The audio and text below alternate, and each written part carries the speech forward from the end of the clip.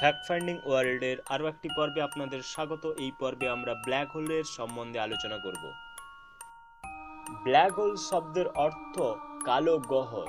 একে এই নামকরণ করার পেছনে আসল কারণ হলো এটি নিজের দিকে আসা সকল আলোক রশ্মিকে শুষে নেয়।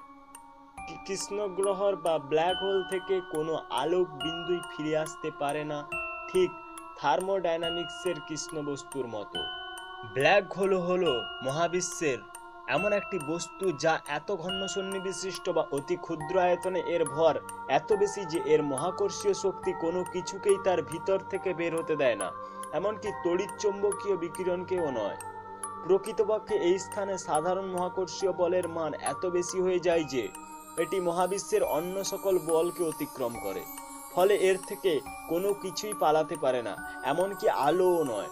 অষ্টাদশ শতাব্দীতে প্রথম তৎকালীন মহাকর্ষের ধারণার ভিত্তিতে কৃষ্ণ বিবরের অস্তিত্ব বিষয়টি উত্থাপিত হয়।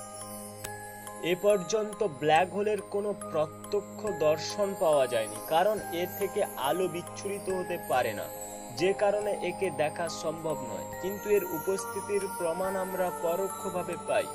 ব্ল্যাক হোলের অস্তিত্বের প্রমাণ কোনো স্থানের তারা নক্ষত্রের গতি এবং দিক দেখে পাওয়া যায়। মহাকাশবিদগণ 16 বছর ধরে আশেপাশের তারামণ্ডলীর গতিবিধি পরীক্ষণ করে গত 2008 সালে প্রমাণ পেয়েছেন অতিমাত্রার ভর বিশিষ্ট একটি ব্ল্যাক হোলের, যার ভর আমাদের সূর্য থেকে 8 মিলিয়ন গুণ বেশি, এবং এটি আমাদের আকাশগঙ্গার মাঝখানে অবস্থিত। ব্ল্যাক হোল গবেষণার ইতিহাস। বিপুল পরিমাণ ভর বিশিষ্ট কোনো বস্তু যার মহাকর্ষের প্রভাবে আলোক তরঙ্গ পর্যন্ত পালাতে পারে না, এ ধারণা সর্বপ্রথম প্রদান করেন ভূতত্ত্ববিদ জন মিচেল।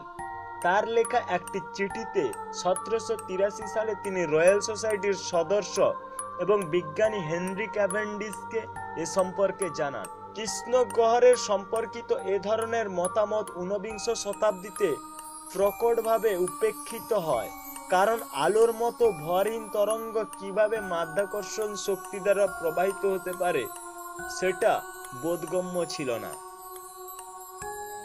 ব্ল্যাক হোলের গঠন। স্বাভাবিকভাবে কোনো একটি নক্ষত্র চুপসে গেলে ব্ল্যাক হোলে পরিণত হয়, তবে নক্ষত্রগুলোর ভর হয় অনেক।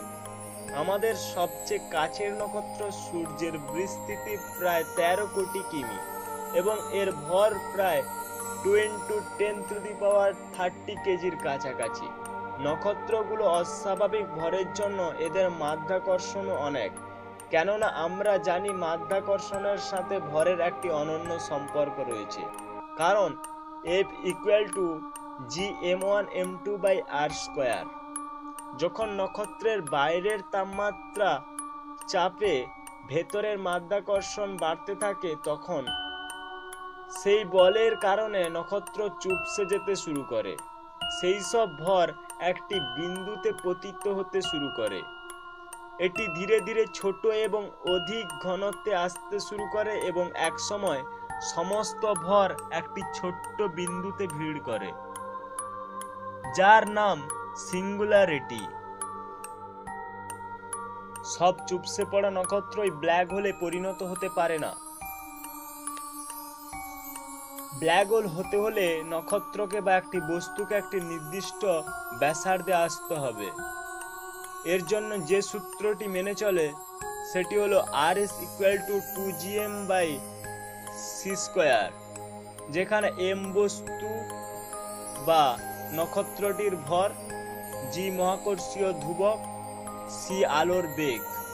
এই ব্যাসার্ধ পরিমাপের সূত্রটির মান পদার্থবিজ্ঞানী কার্ল সুইজারচাইল্ড এই সূত্র আবিষ্কার করেছিলেন। সূত্রটির উদাহরণ: আমাদের পৃথিবীকে যদি এই সূত্র প্রয়োগ করে ব্ল্যাক হোলে পরিণত করতে চাই, তাহলে এর আয়তন 87 সেমিতে আনতে হবে।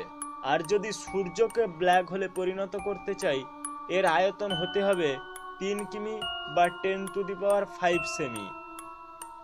যদি আপনার এই ভিডিও ভালো লেগে থাকে প্লিজ লাইক করুন। যদি আপনার কোনো জিজ্ঞাসা থাকে প্লিজ কমেন্ট করুন। তাই প্লিজ সাবস্ক্রাইব করুন। এরপরে চলেছি। Thank you.